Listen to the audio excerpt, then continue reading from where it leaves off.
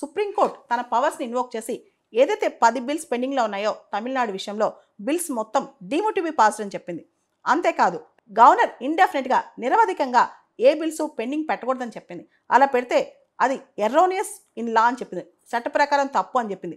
అదంతా ఇల్లీగల్, చట్ట విరుద్ధం, ఆర్బిట్రరీ అని చెప్పి కూడా డిక్లేర్ చేస్తుంది అనమాట. అదేవిధంగా governor is under the constitutional obligation to act. Governor రాజ్యాంగబద్ధంగా యాక్ట్ చేయాలి. అంటే గవర్నర్ నిరవధికంగా ఆపకూడదు, రాజ్యాంగం ప్రకారం రాజ్యాంగబద్ధంగా యాక్ట్ చేయాలన్నమాట.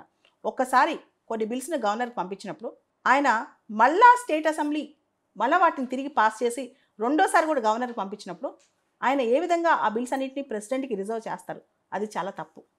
ఫస్ట్ టైం పంపించినప్పుడు చేయాలంటే చేయొచ్చు, సెకండ్ టైం కూడా పాస్ చేసి పంపించిన తర్వాత governor is under the constitutional obligation to act.